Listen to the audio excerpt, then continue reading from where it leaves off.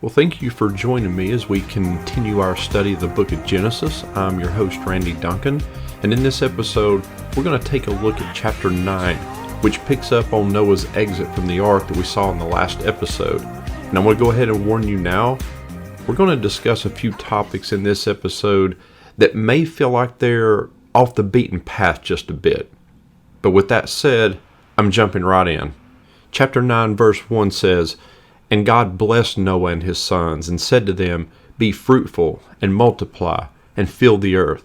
So God blesses Noah and his sons, and he tells them to be fruitful and multiply. And this simply underscores the divine blessing on humanity as they undertake a new beginning. You know, many believers think about and consider at times the fact that we're all descendants of Adam and Eve, but rarely do they consider that we're also descendants of Noah. In fact, since Noah was a descendant of Adam and Eve's son Seth, we're descendants of Seth as well, but not Cain. Cain was a murderer, and whose descendants would have been wiped out in the flood. No, we're all descendants of Noah, who was considered a righteous man. And maybe the next chapter would have been a better place to just bring this up, but I can't help myself now. I've always found it interesting how hung up society is on race and country of origin and ancestry. I mean, whether people identify as African American, Italian American, and so forth and so on, it's just interesting to me. And don't get me wrong, learning your ancestry is neat, it's fun, it's interesting, and various cultures bring different celebrations and customs, traditions, not to mention the food. And so I think it's important in those regards to know who you are and where you came from and to have a certain amount of pride in your culture. But the reality is that if you keep going back far enough, we're all related through Noah. All of us. And the further back you go, the more those distinct lines of ancestry begin to blur, and eventually they just disappear altogether as you begin to realize that we're all related. I've considered this more often after taking a graduate class in the origin of man and his genetic journey in populating the planet.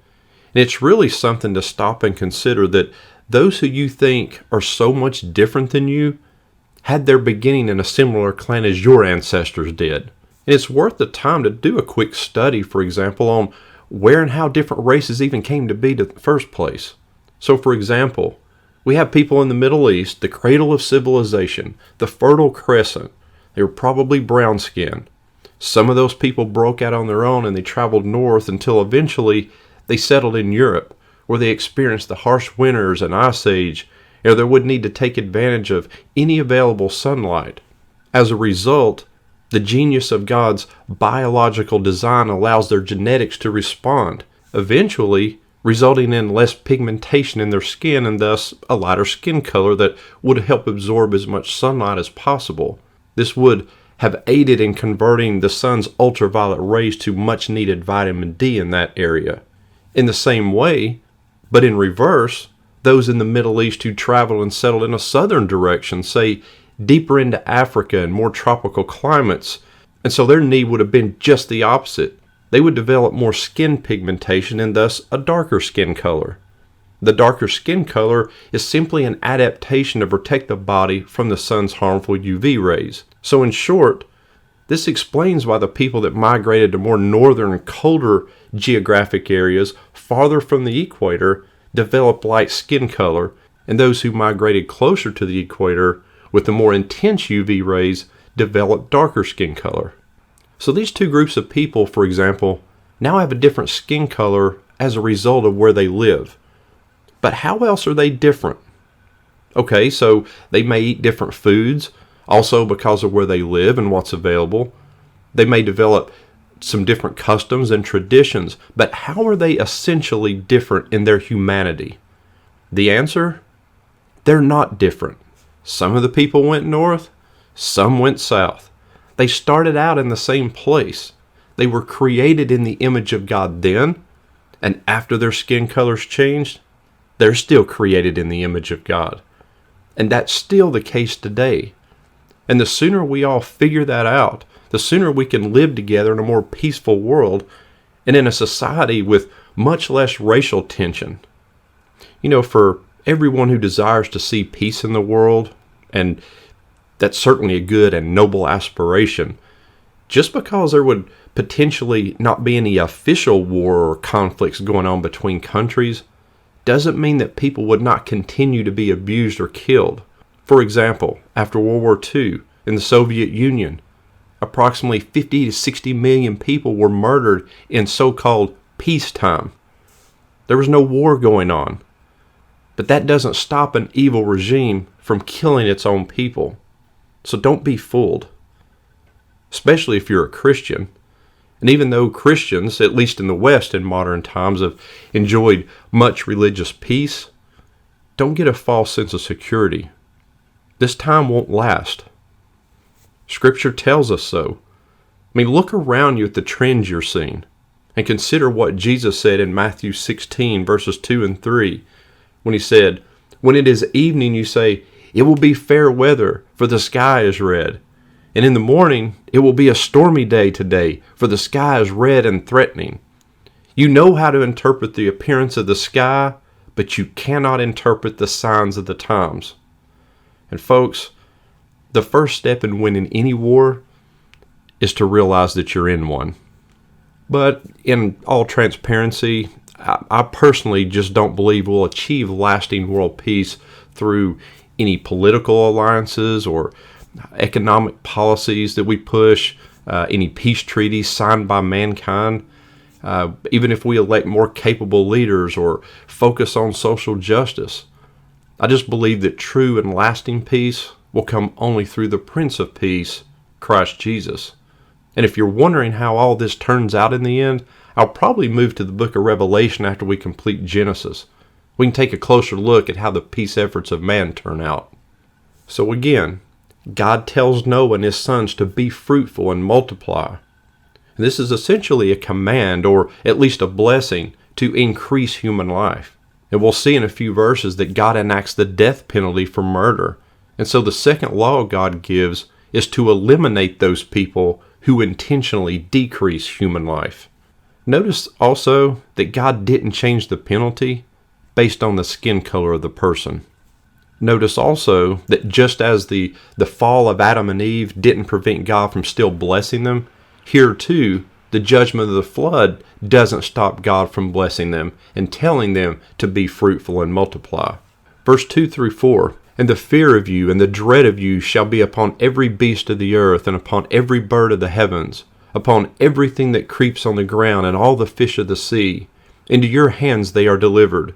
Every moving thing that lives shall be food for you. And as I gave you the green plants, I give you everything. But you shall not eat flesh with its life, that is, its blood." So it uses that phrase, the fear of you and the dread of you.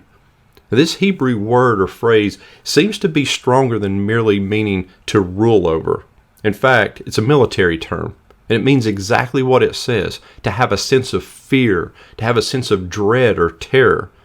And it implies that the relationship between humans and animals is not going to be ideal.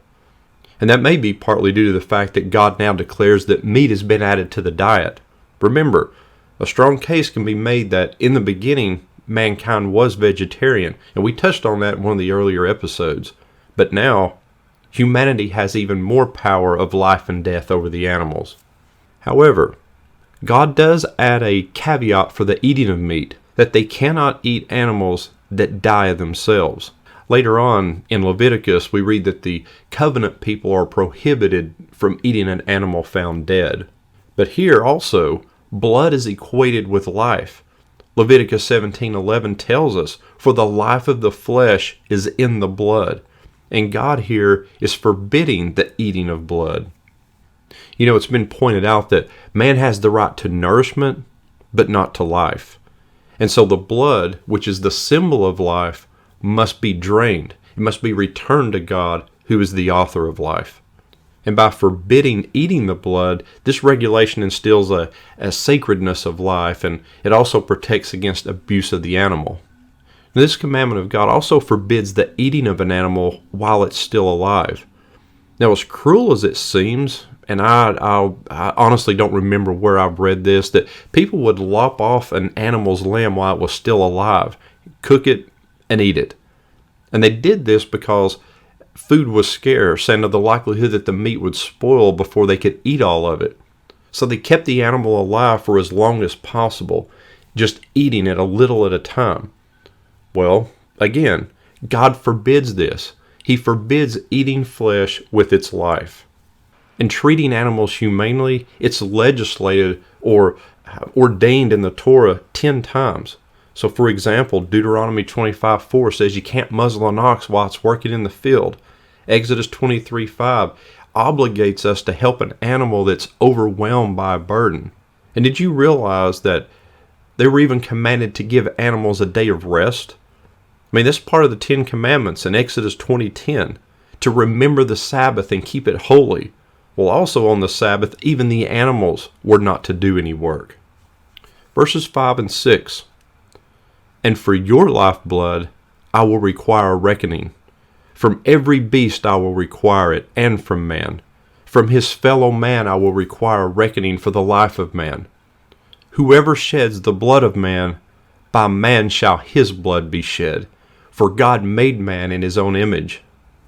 So here, God outlaws murder. And in doing so, he institutes capital punishment, the death penalty, for committing murder. Even animals that kill a person are to be put to death. Now everyone knows the 10 Commandments contain the commandment, you shall not murder. But this is a long time before the 10 Commandments. A very long time. Remember, there's no Israel yet. There's no Jew yet. Israel's still very much in the distant future. So this law is for everyone. It's fundamental to an ordered society. And why does God implement the death penalty for murder? Because every human is made in the image of God. Are you starting to pick up on that theme here?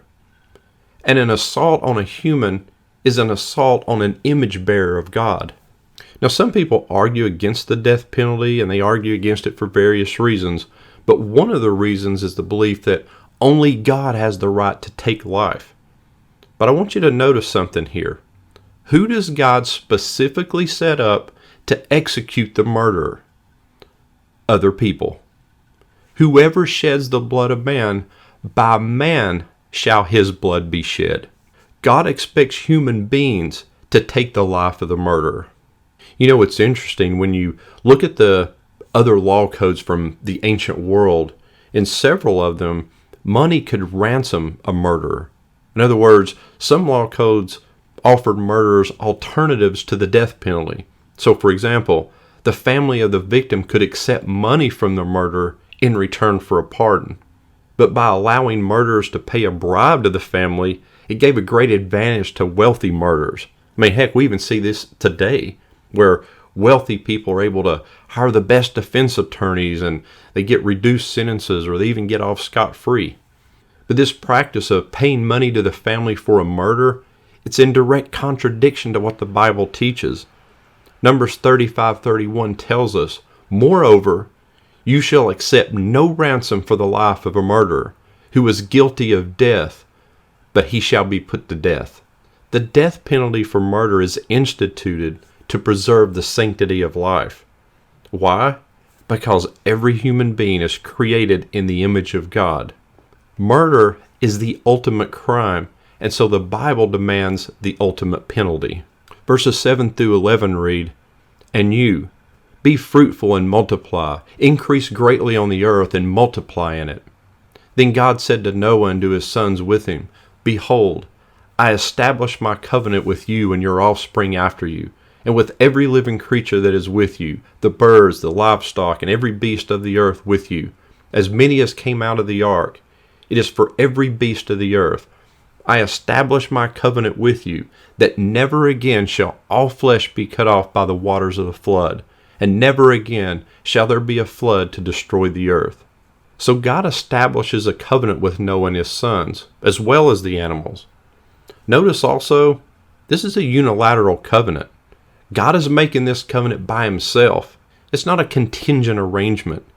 This covenant, this promise, is that God will never again destroy all life with a flood. Never again will there be a flood to destroy the earth. And we may take this for granted, But think of how Noah and his family would have potentially felt after leaving the ark and after everything they had seen. Everything they knew had been wiped out. It would have been natural for Noah and his family to wonder, how long would it be? How bad would humanity have to get before God would once again bring judgment with another flood? So this was perhaps a way for God to put their mind at ease. They don't have to live their lives looking over their shoulders, so to speak, always fearful of the next judgment of humanity. And God's covenant says that never again will all flesh be cut off. That Hebrew word for cut off is karath, and it means to literally be cut off, to be killed. And I mention that only because it's interesting that that's the same word used in Daniel 9:26, where the prophet Daniel gives his prophecy that the Messiah will be cut off, karath, killed. And by the way, Daniel lived about 600 years before Jesus. In other words, we have Daniel's words recorded in black and white 600 years before Jesus was even born. Verses 12 through 17, and I'm going to stop at verse 17 here in this episode because there's a shift in the narrative and it just makes for a good place to break. But verse 12 begins, "And God said, 'This is the sign of the covenant that I make between me and you and every living creature that is with you for all future generations. I have set my bow in the cloud, and it shall be a sign of the covenant between me and the earth. When I bring clouds over the earth, and the bow is seen in the clouds, I will remember my covenant that's between me and you, and every living creature of all flesh, and the water shall never again become a flood to destroy all flesh. When the bow is in the clouds, I will see it, and remember the everlasting covenant between God and every living creature of all flesh that is on the earth.' God said to Noah, 'This is the sign of the covenant that I have established between me and all flesh that is on the earth.'" So this is where God assigns the rainbow as a sign or a token of his covenant with Noah and the rest of life. Now, does this mean that God made a rainbow appear in the sky for the very first time? Well, not unless the laws of physics were different back then. We know what makes a rainbow, but there's no evidence that that is the case. However, there are a few people, particularly in the young earth camp, who believe that this was the first time the rainbow was seen in the sky, and it was due to the speed of light slowing down from what it was previously, so that now the refraction of the light could be seen for the first time. But again, there's just not a lot of real evidence that the speed of light has ever decreased. And just so you know where this argument that the speed of light was different in the past originates, it has as its primary supporters those who believe in a young earth, meaning that the earth is less than about 10,000 years old. They argue that the calculations concerning the vast and almost incomprehensible distances to stars and distant galaxies cannot be correct, because if they are, then it's strong evidence for a very old earth and a very old universe. These distances are so far that we don't even describe them in miles. We describe them in light years, with 1 light year being the distance that light travels in 1 year at the speed of 186,000 miles per second, which equates to about 6 trillion miles. The bottom line is that if the speed of light has not changed, then the distances are accurate, and the earth and the universe are very old. The earth, around 4.5 billion years old, the universe about 13.8 billion years old. But what's even more amazing for me to consider than those ages is the fact that if those calculations are correct and the universe is 13.8 billion years old, is that God has been here the whole time, and even before then. But the problem for the speed of light slowing down as much as would have been required in order to arrive at a universe that's only several thousand years old is that it would have had to slow down not by just a little bit, but on the order of 1,000,000 times. And the problem is that if it were 1,000,000 times faster in the past, then we know from Einstein's famous equation from special relativity, the E equals mc squared, where energy equals the mass times the speed of light squared, it would have resulted in so much energy that would have incinerated anything on the earth. Adam and Eve wouldn't have been able to survive that kind of energy that would have been produced. And so I think it's safe to infer that This wasn't the first time that the rainbow appeared on the earth. It was simply that at this time, God used it as a sign. The rainbow is designated as a sign of the covenant. God uses this already common event and he infuses new and sacred significance to it. In the rainbow, it's an interesting symbol to use. The Hebrew word used simply means bow. And it's the same word used for a warrior's weapon, the bow. Same word. But it paints an interesting image. If you think of the shape of a rainbow, it's as if the warrior's bow has been hung up, pointing away from the earth. Meredith Kline wrote that as if the bow, this symbol of hostility, has been now transformed into a token of reconciliation. But what makes any sign, any token significant, it's not the object itself, but the meaning that's associated with it. And as you know, the rainbow has had many different meanings to people around the world, to different cultures and groups throughout history. To different people, the rainbow symbolizes things such as hope or pride, good luck. It can mean new beginnings or peace, and on and on. But in the Bible, God uses it as a sign for the promise that never again will he destroy the earth with a flood. But in closing this episode, I'll leave you with this. In the book of Revelation, you may have heard of the apocalypse and the 4 horsemen of the apocalypse. These 4 horsemen appear to represent angels of judgment, and at a time the likes of which we have never seen. But the first horseman appears riding a white horse and initiates the judgment. And guess what he's carrying? A bow. I thank you so much for listening, and until next time, God bless.